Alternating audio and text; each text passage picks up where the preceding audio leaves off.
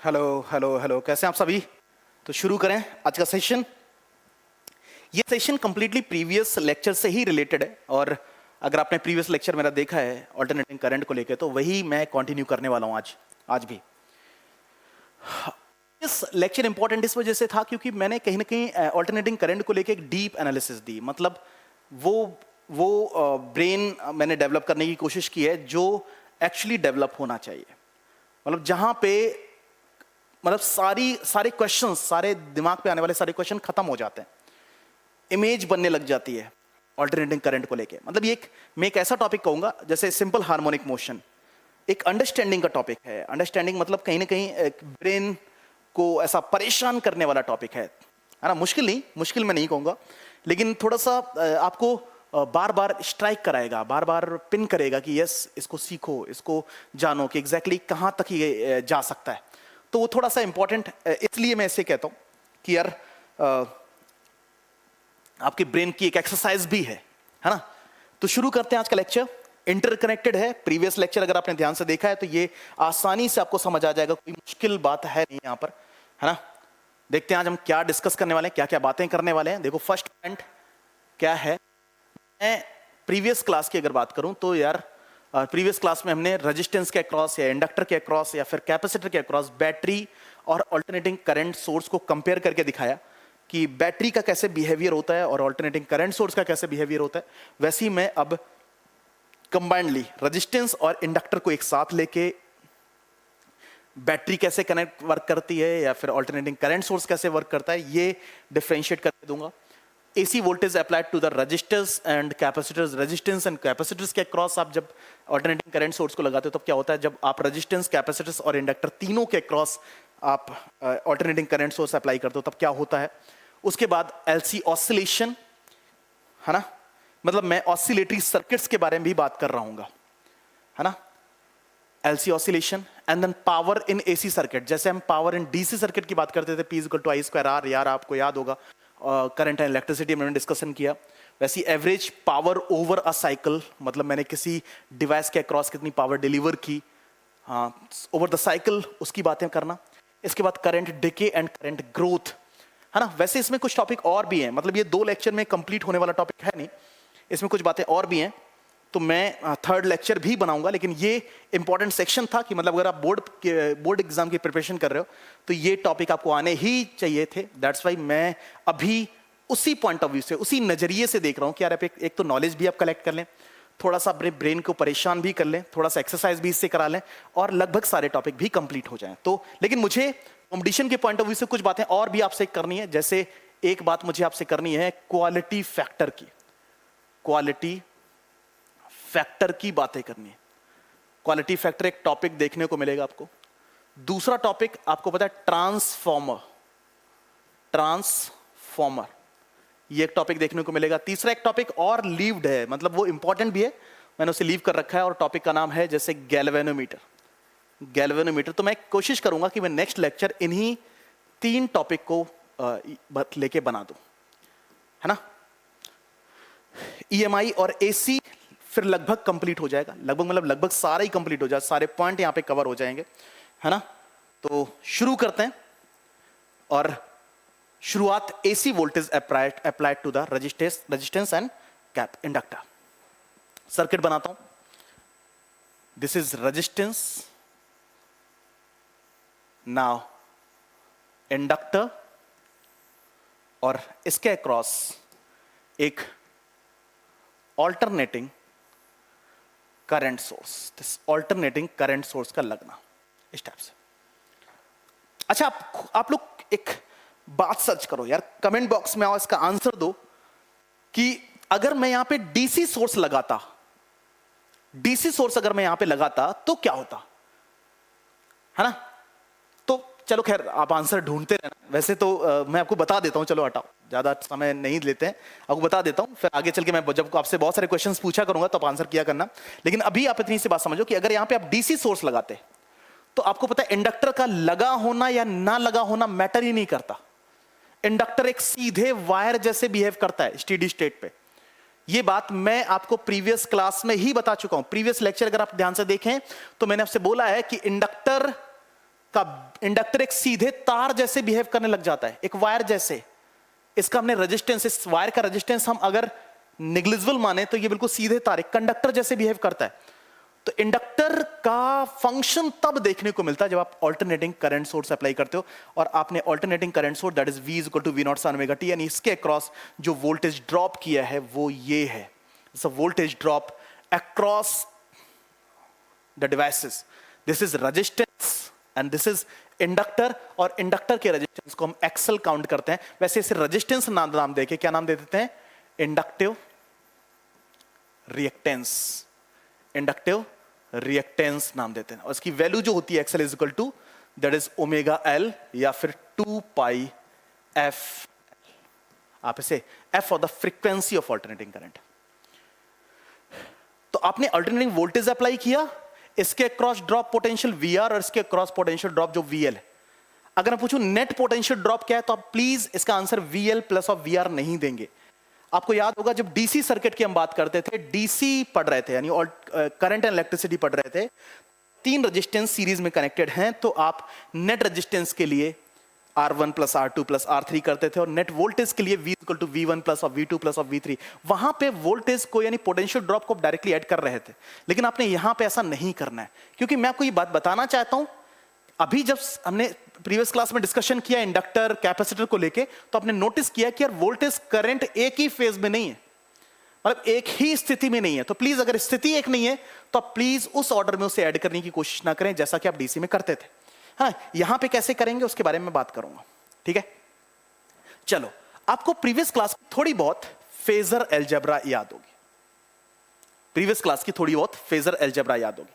Phasor algebra में याद करो, जब मैं रेजिस्टेंस सर्किट के लिए वोल्टेज फेजर बनाता था, तो voltage phasor and current phasor are in same phase, एक ही लाइन पे एग्जिस्ट करते थे, यानी आई आर और वी आर एक ही लाइन पे एग्जिस्ट करते थे, यानी वोल्टेज फेजर और current phasor are overlapping each other, there is no phase difference between them.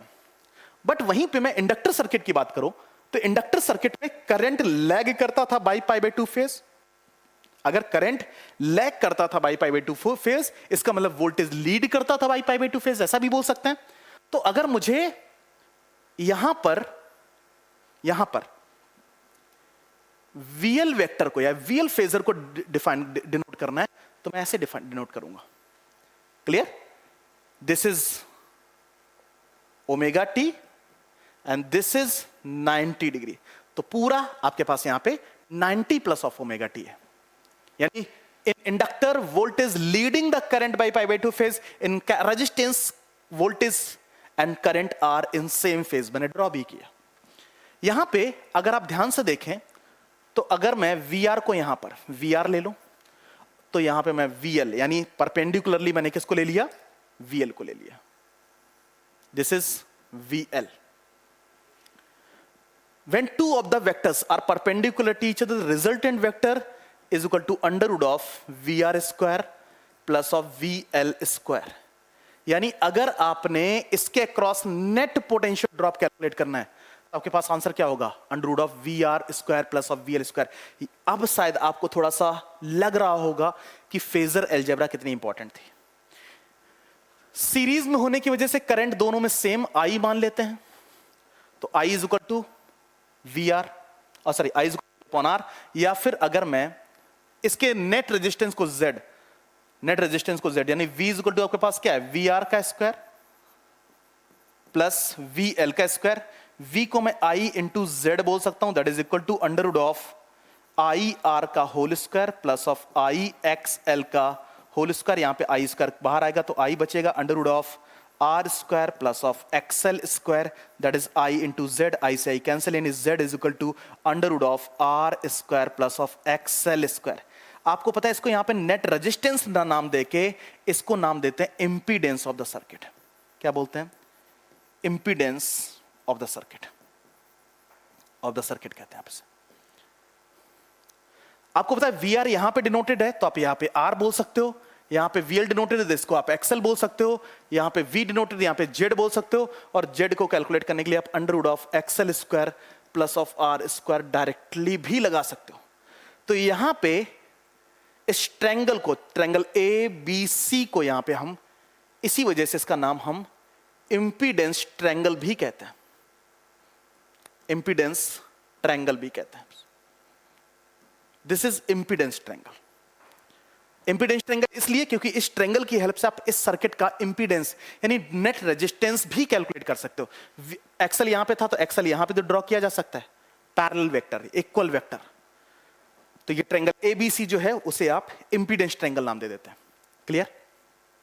Circuit में अगर करंट की बात की जाए तो current is equal to V upon Z. V आपके पास कितना है? Under root of V L square plus of V R square upon Z. ये आपके पास यहां से करंट कैलकुलेट किया जा सकता है इस सर्किट में।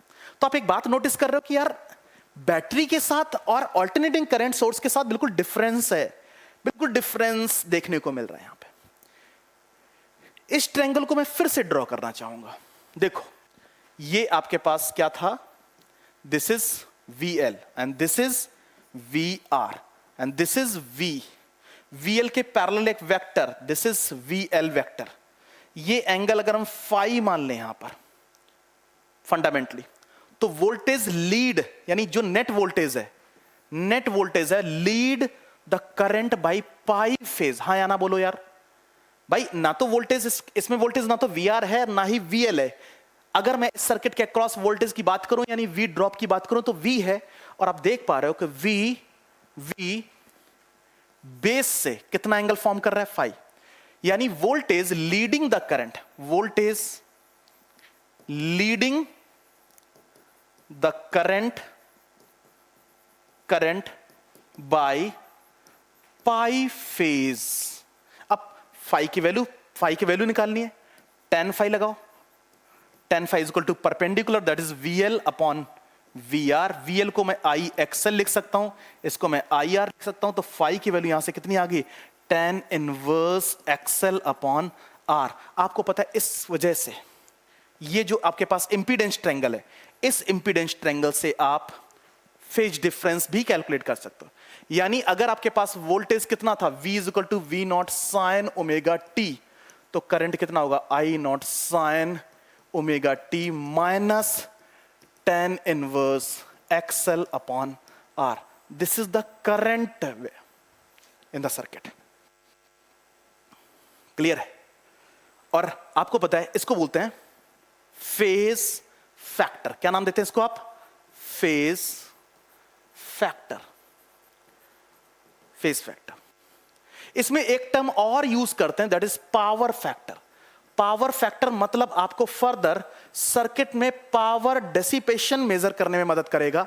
पावर फैक्टर के लिए आप cos फाई कैलकुलेट करते हैं। cos phi is equal to होता है base upon hypotenuse, that is VR upon V। So VR upon under root of VL square plus of VR square. इसको आप फर्दर ऐसे लिख सकते हैं IR upon under root of IXL का whole square plus of IR का whole square. यहां से रिजल्ट आया आपके पास R upon under root of XL square plus of R square. This is the power factor of the circuit. Phase factor में क्या calculate करके देगा? मैंने बोला फेज फैक्टर में क्या कैलकुलेट करके देखा कि यार करंट और वोल्टेज में कितना फेज डिफरेंस है। और पावर फैक्टर में क्या कैलकुलेट करके देगा? पावर फैक्टर हमें बताएगा कि यार इस सर्किट का पावर डिसिपेशन क्या है। जब मैं पावर के लिए फॉर्मूला ड्राइव करके आपको दूंगा तो उसमें कहीं ना कहीं cos फाई अवेलेबल होगा। वो cos फाई कहीं ना कहीं ये बात बताएगा आपको कि yes power dissipation, power delivery क्या है। क्लियर है ना? तो this is the RL circuit. इस सर्किट को नाम RL सर्किट भी नाम देते हैं। क्लियर? तो एक रेजिस्टेंस और इंडक्टर सर्किट के अक्रॉस कंबाइंडली जब आप एक अल्टरनेटिंग करंट वोल्टेज अप्लाई करते हो तो क्या होता है वो आप देखने को मिल सकता है। आपको कितने पॉइंट यहां पे याद रखने हैं कि net voltage across it is net current calculate करना है, पावर फैक्टर क्या है, फेज फैक्टर क्या है, फेज डिफरेंस कितना मिलेगा करंट एंड वोल्टेज में। ये सारी कैलकुलेशन आपको यहां पे देखने को मिल जाती है। क्लियर है कि नहीं? डन? डन। ठीक है।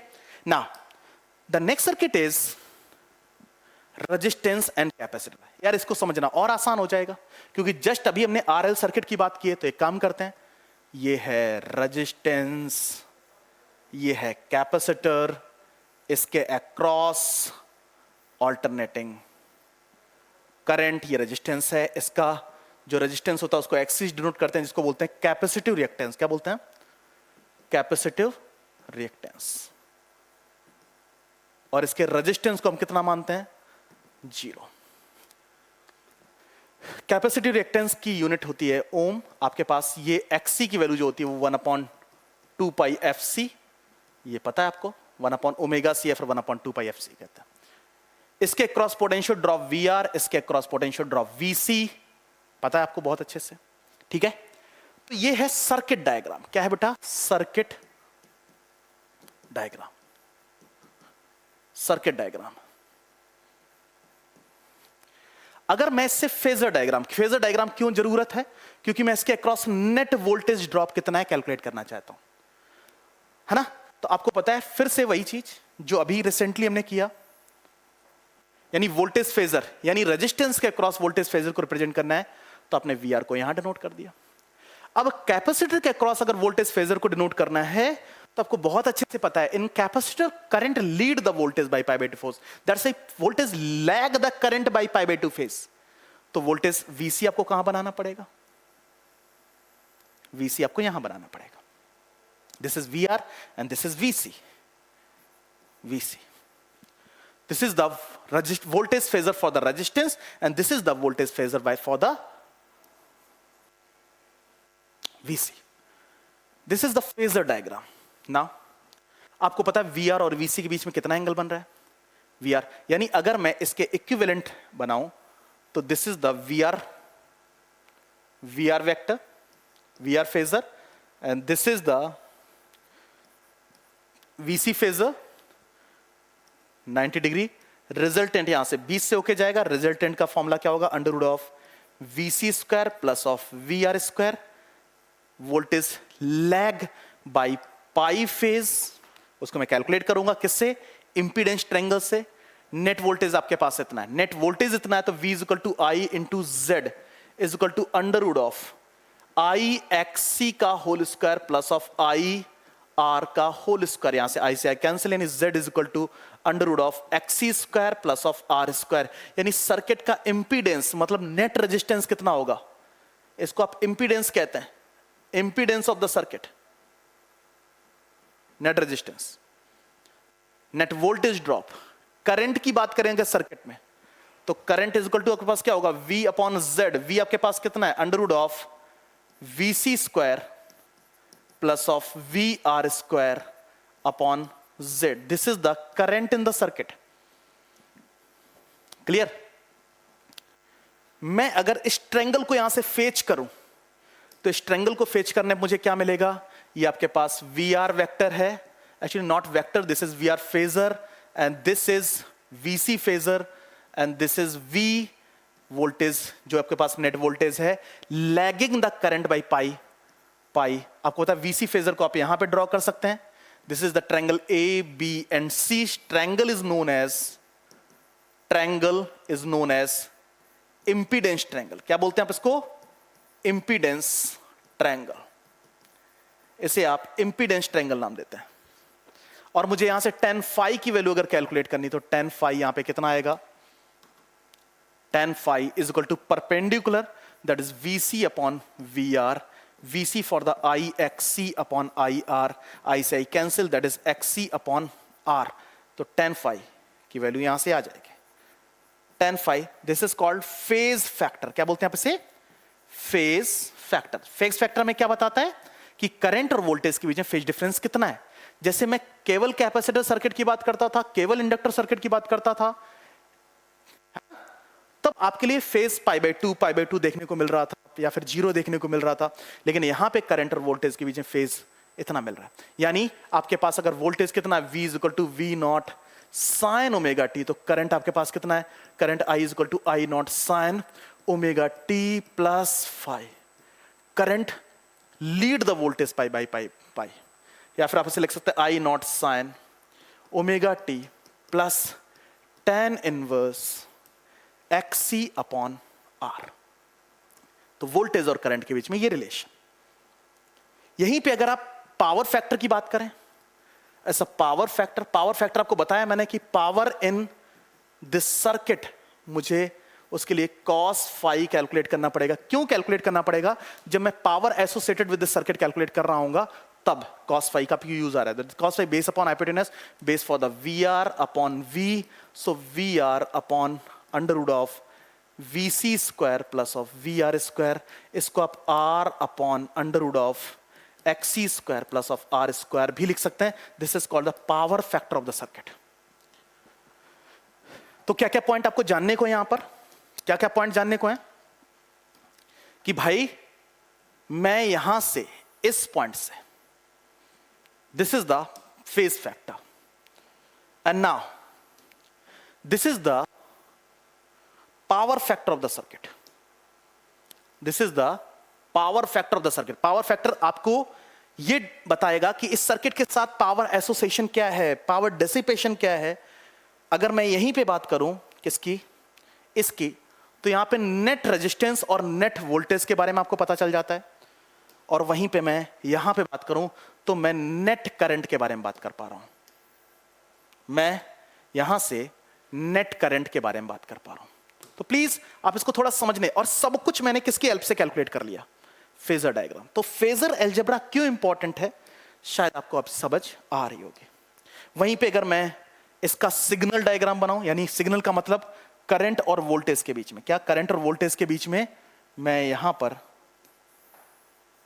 तो वोल्टेज आपके पास ये है, current lead the voltage by pi. अब पाई की वैल्यू कितनी मुझे नहीं पता, पाई की वैल्यू मुझे नहीं पता, लेकिन वो लीड करने की सिचुएशन आपको देखने को मिल सकती है। वो लीड करने की सिचुएशन क्या है हमें नहीं पता है।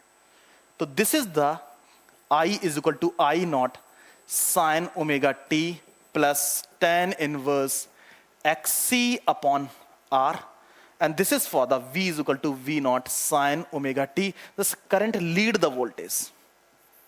यहां पे करंट और वोल्टेज को मैंने रिप्रेजेंट कर रखा है, यहां पे मैंने टाइम को डिनोट कर रखा है। क्लियर? आप देख पा रहे हैं कुछ ऐसे वेरिएशन। क्लियर? डन? तो सर्किट, यानी जब आप एक इंडक्टर और रेजिस्टेंस के क्रॉस इनपुट देते हो तब कुछ आंसर और है, और जब आप कैपेसिटर रेजिस्टेंस के क्रॉस आंसर देते हो, इनपुट देते हो, तो आंसर कुछ और देखने को मिल रहा है। अब मैं तीनों को कंबाइंड करने वाला हूं, तीनों, यानी यहां पे मैं इंडक्टर, कैपेसिटर और रेजिस्टेंस तीनों को लेने वाला हूं। तो ले लेते हैं resistance, capacitor and then inductor.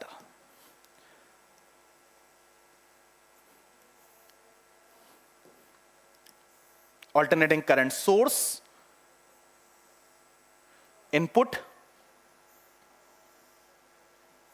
इस टाइप से। इसका रेजिस्टेंस R, इसका रेजिस्टेंस XC, इसका रेजिस्टेंस XL, इसके क्रॉस ड्रॉप पोटेंशियल VR, इसके क्रॉस VC और इसके क्रॉस VL, है ना? क्लियर? तो भाई प्लीज इसको समझते हुए चलते हैं। अगर आप मेरी प्रीवियस क्लास को स्टडी में लेते हो तो बिलीव करो ये बहुत आसान आपको लगेगा, क्योंकि यहां पे फेजर अलजेब्रा का कितना इंपॉर्टेंट रोल है वो आपको देख पा रहे हो। ठीक है? अब मैं यहां पे आपसे पूछूं नेट पोटेंशियल ड्रॉप क्या है, यानी अपने इनपुट में तो दे दिया V is equal to V not sine omega t. अब आप आंसर ये थोड़े ना दोगे कि मैंने इनपुट में V is equal to V not sine और नेट ड्रॉप पोटेंशियल इतना है। उसके लिए फिर से आपको क्या बनाना पड़ेगा? वही फेजर डायग्राम। फेजर डायग्राम आपको पता है बेस फेजर जिसके रिस्पेक्ट में हम तुलना करेंगे, that is VR phasor. This is the VR phasor. आपको पता है current and VR phasor are in same, यानी आपको पता है in case of resistance voltage and current are in same phase. मैं वहीं पे इंडक्टर यानी voltage phasor for the inductor बात करता हूं, that is voltage leading the current by pi by t force, और वहीं पे मैं कैपेसिटर वोल्टेज की बात करूं, that is VC lagging the current by pi by 2 phase. This is called VR phasor, this is VL phasor and this is VC phasor. और अगर मैं इससे फेज करूं, ये आपके पास है VL, ये आपके पास है VC और ये आपके पास है VR। आपको लॉ बहुत अच्छे से पता है, वेक्टर लॉज बहुत अच्छे पता है, ये VL VC, if VL is greater than of VC तो आपको पता है नेट यहां पे मिलेगा आपको क्या? VL माइनस ऑफ VC, है ना? If VL is greater than of VC तब की कंडीशन बता रहा हूं। तो आपको पता है ये दोनों, when two of the vectors are opposite to each other, resultant is calculated using this, and when two of the vectors are perpendicular to each other, resultant calculated using this। तो V is equal to under root of VL minus of VC का whole square plus of VR का whole square। This is the net voltage across the circuit, net voltage drop across the circuit। Voltage पता चल गया, V को हम लिख सकते हैं सीरीज में, करंट सभी से सेम है, सभी से पास होने वाला करंट सेम है I, तो V को हम लिख सकते हैं I into Z is equal to under root of I XL minus I XC का whole square plus I R का होल स्क्वायर। यहां से Z इज इक्वल टू मिल जाएगा under root of XL minus XC का whole square plus of R square. The net resistance of the circuit, जिसका नाम हम यहां पे रखते हैं इंपीडेंस। क्या रखते हैं? Impedance. Net voltage drop across circuit that is equal to under root of VL minus of VC का whole square plus of VR का होल स्क्वायर। वहीं पे सर्किट में अगर मैं करंट की बात करूं तो करंट इज इक्वल टू, आपको पता है, V upon Z। V have no values under root of VL minus of VC का whole square and plus of VR का whole square upon Z। This is the net current in the circuit. ठीक है, इस triangle को fetch करते हैं, इस triangle को फेच करते हैं। आपके पास था क्या? ये VL vector, this is VC vector, this is VR vector, this is the resultant of VL and VC when VL is greater than of VC। now this is V having a value is under root of VL minus of VC का whole square plus of VR का whole square, and this is the vector जिसको हम VL minus of VC कहते हैं। ठीक है, तो इस ट्रायंगल में आप ध्यान से देखें, फाई यानी voltage leading the current by pi bye 2 phase, यानी आपके पास यहां पे फाई की वैल्यू यानी tan फाई अगर मुझे कैलकुलेट करना है तो tan phi is equal to VL minus of VC upon VR।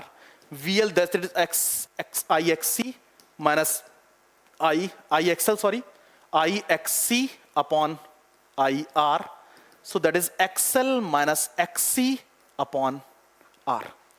तो फाई इज इक्वल टू यहां से मिलेगा tan inverse XL minus XC upon R। This is called phase factor of the circuit.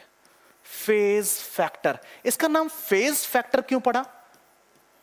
क्योंकि ये आपको फेज डिफरेंस कैलकुलेट करने में मदद कर रहा है। जैसे वोल्टेज आपके पास कितना था, V इज इक्वल टू था V not sine omega t. आपको साफ साफ दिख रहा है वोल्टेज लीडिंग द करंट और करंट लैगिंग द वोल्टेज, तो current I is equal to I not sine omega T minus tan inverse XL minus XC upon R। Current lagging, तो यहां पर अगर आप इसको सिग्नल में रिप्रेजेंट करते हैं, यहां पे वोल्टेज, यहां पे करंट, यहां पे टाइम, तो वोल्टेज ग्राफ आपके पास ये बन जाएगा। और करंट लैग कर रहा है। लैग कर रहा है क्या मतलब? लैग करने का मतलब क्या हुआ? लैग का मतलब पीछे है। लीड करने का मतलब आगे है, लैग करने का मतलब पीछे है, पीछे से शुरू हो रहा है। तो आपके पास यहां पे सिचुएशन क्या मिलेगी? आपके पास यहां पर करंट को कैसे रिप्रेजेंट किया जाए? करंट लैग कर रहा है। लैग करने का मतलब होता है कि सिग्नल कुछ ऐसे बनेगा। This is the lag condition of the circuit. Clear? तो this signal for the I is equal to I not sine omega T minus of phi, and this is for the V is equal to V not sine omega T. तो voltage phasor and time. Clear है ना? वहीं पे अगर मैं power factor की calculation करता हूं तो पावर फैक्टर मेरे पास क्या मिलता है? पावर फैक्टर कैलकुलेट करता हूं जब मैं, तो power factor for the cos phi and cos phi is equal to base, that's a base for the VR upon VL minus of VC, that is equal to R upon under root of, sorry not under root, that is XL minus of XC। This is called power factor, जो आपको इस circuit में power dissipation calculate करने में मदद करेगा। तो circuit analysis के हम सारे फेज कंप्लीट कर चुके हैं, सभी फेजेस हमने कंप्लीट कर लिए। मैंने इंडिविजुअली आर के साथ उसका क्या बिहेवियर है, इंडक्टर के साथ उसका क्या बिहेवियर है, कैपेसिटर के साथ क्या बिहेवियर है, जब आरएल लिया तब क्या है, आरसी लिया तब क्या है, एलसीआर लिया तब क्या है, ये सारी कैलकुलेशन हम कर चुके हैं। इस ट्रायंगल को हम इंपीडेंस ट्रायंगल कहते हैं, इंपीडेंस कैलकुलेट करने में मदद करता है। ये Z है, ये XL माइनस ऑफ XC, ये आपके पास R है। इस वजह से इस ट्रायंगल को हम इंपीडेंस ट्रायंगल नाम देते हैं। क्या नाम दे देते हैं? इंपीडेंस ट्रायंगल, इंपीडेंस ट्रायंगल इसका नाम दे देते हैं। क्लियर है? तो सर्किट यार बिल्कुल डीसी जैसा नहीं है यार, डीसी में कुछ और ही बातें थी, डीसी में कुछ और बातें थी, एसी में कुछ और बातें। आप यहां पे नेट वोल्टेज के लिए आप तीनों वोल्टेज को ऐड नहीं कर रहे हो, है ना, उसको आप फेजर अलजेब्रा के थ्रू कैलकुलेट कर रहे हो, फेजर अलजेब्रा का यूज कर रहे हो, ठीक है। तो this is the power factor of the circuit, this is the phase factor of the circuit now, and this is the net resistance and net voltage of the circuit, and this is the net current in the circuit।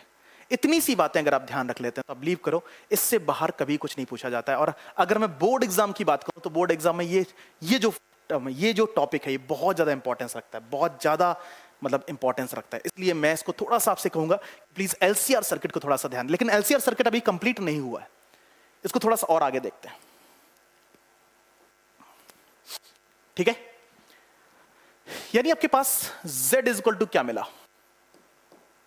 अगर आप Z is equal to बात करते हैं तो Z is equal to क्या है, that is equal to XL minus XC का whole square plus of R square, ये मिलता है। We know that, we know that, we know that. आपको पता है कि XL इज इक्वल टू क्या है, एक्सल इज इक्वल टू, मैं अगर मिनिमाइज करना था फॉर द Z मिनिमम करना चाहूं तो आपको पता है Z मिनिमम के लिए XL और XC को बराबर होना पड़ेगा। XL इज इक्वल टू होता है 2 पाई FL और XC इज इक्वल टू होता है 1/2 पाई FC। F को अगर इधर लेके आओ तो F square is equal to 1/4 pi square LC, यानी F is equal to 1/2 pi under root of 1/LC, ये आपके पास। यानी अगर मैं एक काम करूं, अगर मैं एक काम करूं, क्या काम करूं कि मैं एक सर्किट है, मतलब एलसीआर सर्किट है, देखो ध्यान से, एलसीआर सर्किट और एलसीआर सर्किट में नेट इंपीडेंस को मिनिमाइज करने के लिए, Z को मिनिमम करने के लिए, Z मिनिमम मतलब I मैक्सिमम, तो I मैक्सिमम आपके पास कितना होगा, I maximum that is V upon Z, और V upon Z for the V upon under root of XL minus XC का whole square plus of R square, XL is equal to XC, that's why V is equal to under root of R square, that is equal to V upon R। आपको पता है कि इस case में होगा क्या, इस केस में होगा क्या, जो सर्किट में नेट करंट होगा वो मैक्सिमम हो जाएगा। तो मैक्सिमम करंट अचीव करने के लिए, मैक्सिमम करंट अचीव करने के लिए आपने क्या किया, ये फ्रीक्वेंसी अचीव की, इस फ्रीक्वेंसी को बोलते हैं resonance frequency, this is called resonance frequency.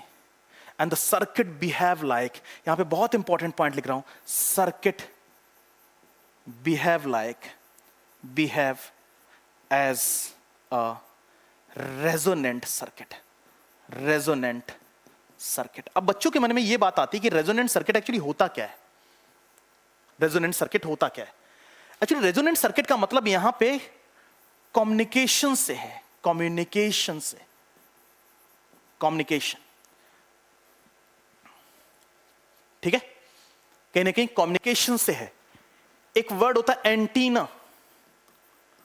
देखो इस लेवल पे चीजें एक्सप्लेन्ड नहीं है आपकी बुक्स में, अगर आप एनसीईआरटी बुक देखते हैं या फिर किसी भी बुक में इसको देखते हैं तो आपको पता है कि इस लेवल पे चीजें एक्सप्लेन्ड नहीं है। लेकिन अगर आपको मैं एक बहुत बेसिक सी बात बताऊं कि ऑसिलेशन क्या है, ऑसिलेटरी सर्किट क्या है? तो बेसिकली क्या, वो सर्किट जो कि कम्युनिकेशन में मदद कर रहा है। एंटीना, यानी अगर मुझे एंटीना बनाना है तो मुझे सर्किट कैसा बनाना पड़ेगा? एक रेजोनेंट सर्किट बनाना पड़ेगा, एक रेजोनेंट सिचुएशन क्रिएट करनी पड़ेगी। क्या करने के लिए? एंटीना बनाने के लिए, इस फ्रीक्वेंसी को अचीव करने के लिए। और अगर आप कॉमन फ्रीक्वेंसी अचीव कर लेते हैं तो सराउंडिंग्स में फैली हुई वो वेव्स जिनकी फ्रीक्वेंसी इतनी है, वो मैच होके कम्युनिकेशन में आपकी हेल्प करने लग जाती हैं, कनेक्ट कर जाती हैं। ठीक है, इस फ्रीक्वेंसी को बोलते हैं रेजोनेंट फ्रीक्वेंसी। ठीक है, क्लियर? तो आपके पास इसी को आप एलसी ऑसिलेशन या फिर ऑसिलेटरी सर्किट भी नाम लेने लगता है। वैसे मैं इसको ब्रीफली एक्सप्लेन करूंगा। मैंने बोला ना कि यार कई बार आपको एक पर्टिकुलर लेवल पे ही अपने आप को ब्रेक करना पड़ता है, अपने आप को रोकना पड़ता है कि यार यहीं पर रुक जा, इतनी बात बता, आगे हम और बातें करेंगे। ठीक है, मैं वो बातें तब ऐड ऑन करना चाहता हूं, तब ऐड करना चाहता हूं जब हमारे फंडामेंटल क्लियर हो।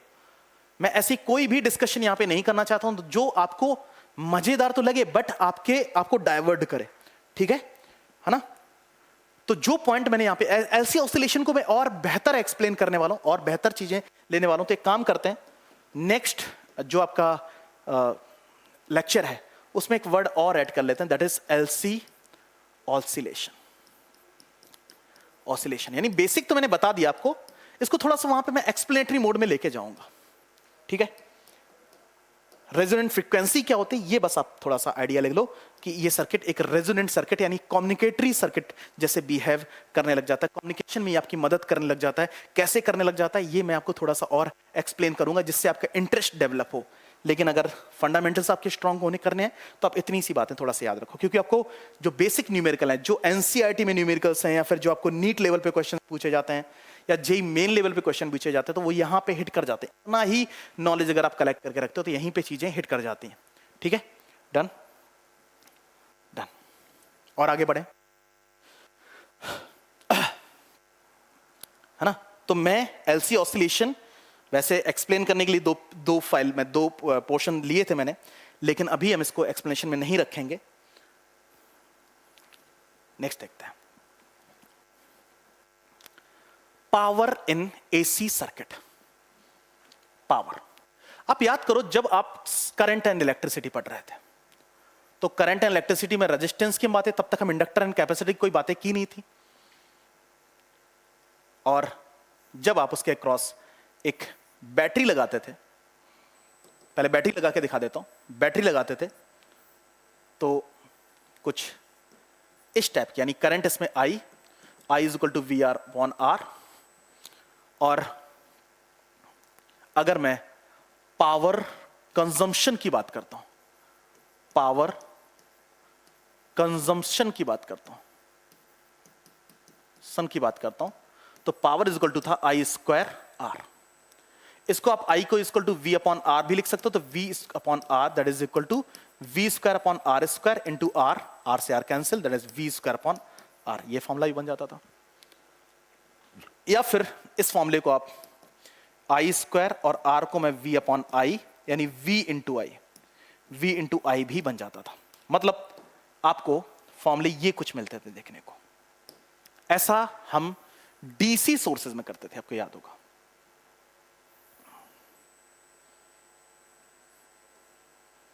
है ना?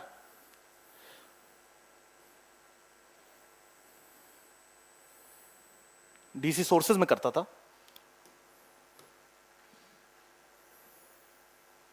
दिस इज पावर कंजम्पशन, यानी अगर एक बल्ब लगा, यानी रेजिस्टेंस की जगह एक बल्ब लगा हुआ है, तो बल्ब कितना पावर कंज्यूम करेगा उसको हम कैलकुलेट यहां पे कर सकते हैं।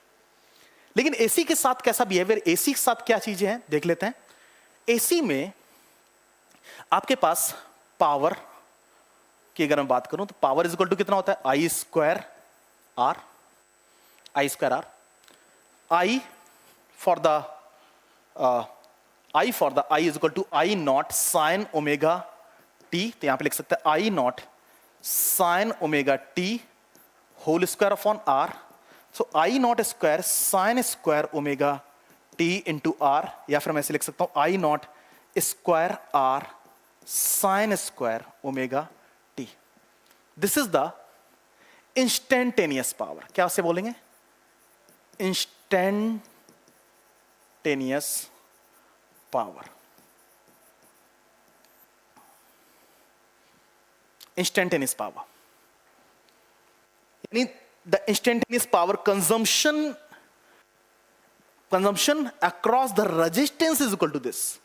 The instantaneous power consumption, ये instantaneous power consumption है. मतलब आप यहां पे पावर को टाइम का फंक्शन ऑब्जर्व कर रहे हो. देख पा रहे ध्यान से, यहां पे आपने पावर को टाइम का फंक्शन देखा. यहां पे कोई फंक्शन नहीं था. Power calculated using I square R only. लेकिन यहां पे power across the resistance that is equal to I not square sine square omega t. Clear है? ये आपके पास पावर है. ये इंस्टेंटेनियस पावर है. Instantaneous power. ठीक है. एक काम और कर सकते हैं.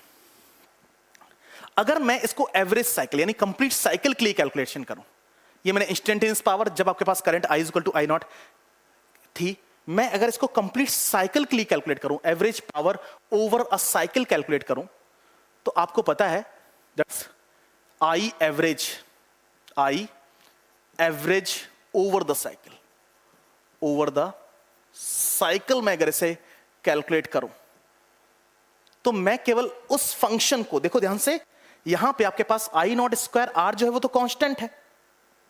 आई नॉट स्क्वायर जो है वो कांस्टेंट है. आई नॉट स्क्वायर जो है, स्क्वायर आर जो है वो तो कांस्टेंट है, उसमें तो कोई चेंजेस नहीं है, वो तो उतना ही रहेगा. तो इस फंक्शन का एवरेज निकालें फॉर द फुल साइकिल.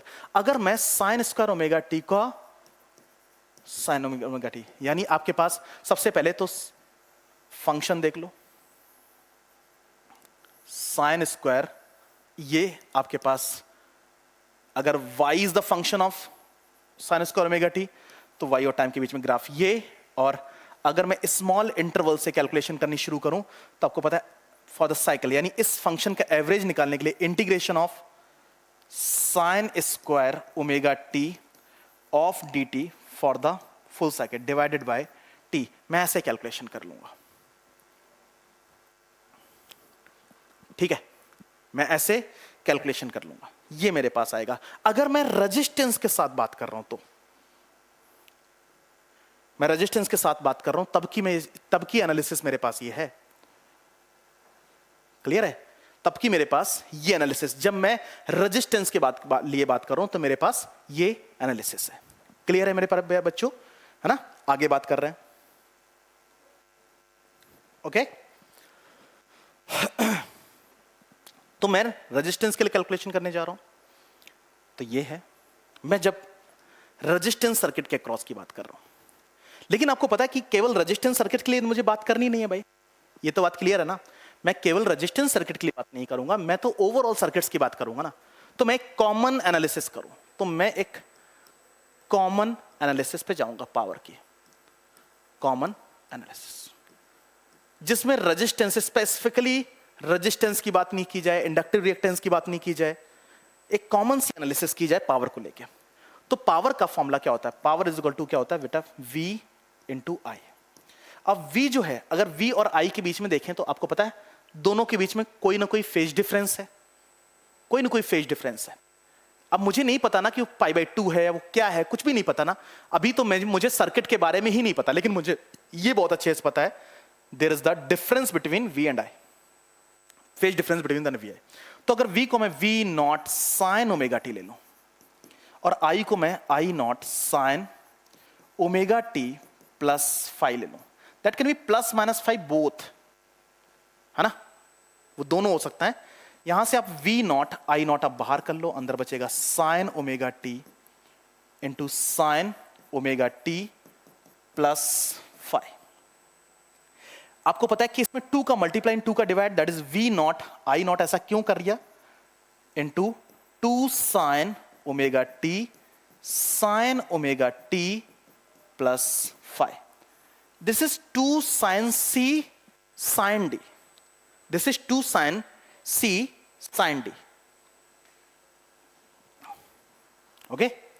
तो V not I not upon 2, ये आपके पास फॉर्मूला बनेगा cos C plus D, cos C plus D, यानी omega T plus omega T plus five minus cos C minus T, यानी omega T minus omega T minus five.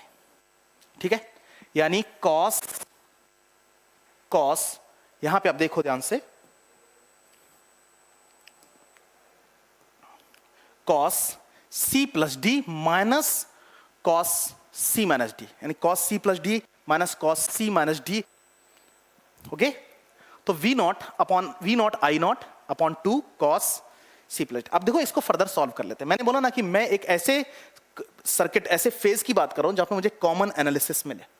तो मेरे पास result क्या आया, एवरेज की बात कर रहा हूं मैं, that is V not, sorry average नहीं, अभी तो इंस्टेंटेनियस की बात कर रहे हैं, that is cos 2 omega T plus 5 minus cos minus 5, cos minus theta, that is cos theta, that is equal to V not I not upon 2, that is equal to cos 2 omega T plus of 5 minus of cos 5। ये आपके पास P instant की बात आ गई। Clear है? अगर मैं average की calculation करने जाऊं, P average for the full cycle, that is equal to P of d t upon t from zero for the cycle. मेरे पास P की जो वैल्यू, आप देखो यहां से V not I not upon to तो बाहर आ जाएगा, अंदर बचेगा cos 2 omega T plus 5 minus cos 5, वो भी जीरो से लेके t तक, अपॉन में t, तो यहां पे t को हम यहां पे लिख सकते हैं, तो V not I not upon 2t।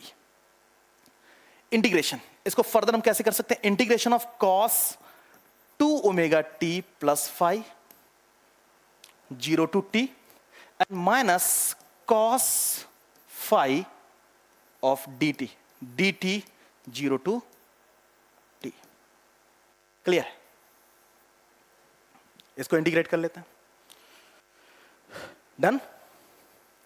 Clear है? अगर आप ओवर द साइकिल देखें तो यहां पे आपके पास ये जो रिजल्ट है, ये रिजल्ट है और ये रिजल्ट, इस रिजल्ट को आप देखते हैं तो मेरे पास यहां पे मिलता है v not I not upon 2t, cos 2 omega T plus of 5 को मुझे इंटीग्रेट करना है। ऐसा cos 2 ओमेगा टी प्लस 5 को आपको पता है कि अगर मैं इसकी कैलकुलेशन करूंगा तो मुझे मिलेगा sin 2 ओमेगा टी। क्या मिलेगा? Integration for the sin 2 omega T plus 5 divided by omega. This is 2 omega actually, 2 omega and minus of cos 5 t, zero से t, आपके पास ये लिमिट है, इसमें भी जीरो से t। क्लियर? फर्दर कैलकुलेशन, एक बेसिक सी कैलकुलेशन है पावर कंजम्पशन की, एक कैलकुलेशन, आप जाइए इस पे फर्दर कैलकुलेशन। मैंने बोला ना कि एक ऐसे एनालिसिस पे हम बात कर रहे हैं जहां पे मैं सर्किट में कुछ भी डाल सकूं, मैं केवल रेजिस्टेंस की बात ना करूं, मैं केवल इंडक्टर की बात ना करूं, मैं केवल कैपेसिटर की बात ना करूं, मैं ओवरऑल एक डिस्कशन करूं। क्लियर है?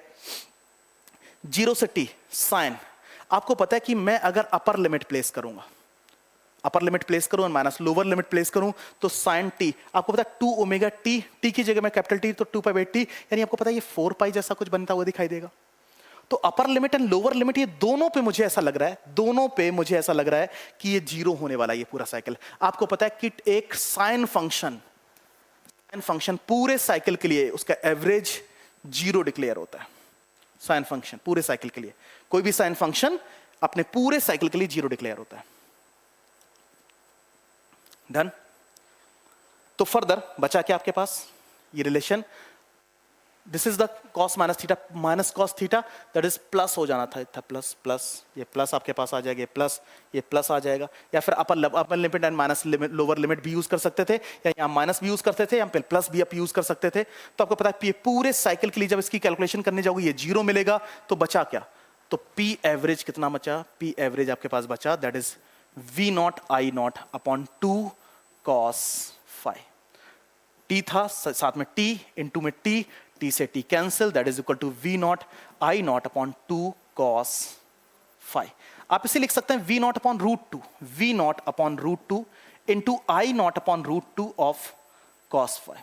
V not upon √2 that is V RMS, I RMS of cos phi. तो आपको पता है मैं पी एवरेज का फॉर्मूला ये डिफाइन करता हूं, ये डेरिवेशनल पार्ट है। क्लियर? तो जब मैं रेजिस्टेंस की बात कर रहा हूं तो केवल ये, लेकिन जब मैं एक ओवरऑल डिस्कशन की बात करूं तो मेरे पास ये सिचुएशन मिलती है, बनती हुई दिखाई दे रही है। Clear? Over the cycle. Done? अब एक एक पॉइंट, एक एक पैराग्राफ आप समझते जाओ, एक एक टर्म आप समझते जाओ कि अगर मैं रेजिस्टेंस सर्किट की बात करता हूं तो रेजिस्टेंस सर्किट में फाई कितना होता है? 0। और अगर फाई 0 होता है तो फॉर आर सर्किट में एक पॉइंट लिख रहा हूं यहां पे, for the R circuit P average that is equal to VRMS into IRMS. For the C circuit, P average is equal to 0 because of cos 90 is 0. For the L circuit, P average is equal to 0. यानी power loss is equal to 0. For the RL circuit, P average is equal to VRMS into IRMS cos phi. और आपको पता है मैं cos phi VRMS into IRMS cos phi की value हम calculate कर चुके हैं फॉर द RL सर्किट। बताओ क्या कैलकुलेट कर चुके हैं? देखो RL सर्किट के लिए हमने क्या कैलकुलेशन करी थी? RL सर्किट cos फाई ने कितना कैलकुलेट किया था? R अपॉन अंडर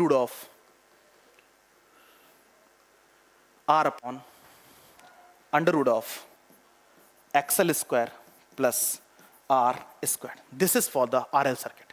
मैं यहीं पे RC सर्किट की बात करता हूं तो RC सर्किट कैसे हो जाएगा आपके पास? P एवरेज का फॉर्मूला क्या बनेगा?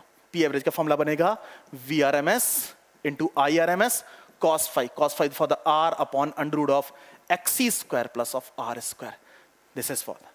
अगर मैं यही LCR सर्किट के लिए कैलकुलेशन करता हूं, LCR के लिए, तो P एवरेज का फॉर्मूला क्या बनेगा? P average is equal to VRMS into IRMS cos phi for the R upon under root of XL minus XC का whole square plus of R square. This is for the LCR circuit. तो इस वजह से cos phi को power factor कहते थे, ये बात पता चल गई। क्योंकि सभी सर्किट पे आपको पावर कैलकुलेशन में ये मदद कर रही है, पावर लॉस कैलकुलेट करने में मदद कर रही है। This is the circuits. This is RCL, RL, RC and LCR circuit के लिए मैंने एवरेज पावर कैलकुलेट करके आपको दे दी। डन? डन? तो आज के सेशन में हम इतनी सी बातें करने वाले हैं। प्रीवियस क्लास से ही एसोसिएटेड था, कहीं ना कहीं इंटरलिंक्ड था, इंटररिलेटेड था। तो प्लीज आप थोड़ी अपने आप को स्ट्रॉन्ग कॉन्सेप्ट को लेके और देखें कि मुझे और क्या बातें आपके साथ करनी है, मतलब कौन कौन से पॉइंट और अभी आपके साथ चर्चा में लेने हैं। तो मैंने आपको बताया है कि यार हम वो बातें क्या क्या करने वाले हैं। देख लो, मैंने बोला ना कि क्वालिटी फैक्टर हम एक एक्स्ट्रा पॉइंट लेके चलेंगे। ये एक्स्ट्रा पॉइंट है, ट्रांसफॉर्मर की हम बात कर रहे होंगे, गैल्वेनोमीटर की हम बात कर रहे होंगे, LC ऑसिलेशन की बात कर रहे होंगे, या फिर आपको पता है कि करंट ग्रोथ एंड डिके भी होती है केस, ग्रोथ एंड डिके,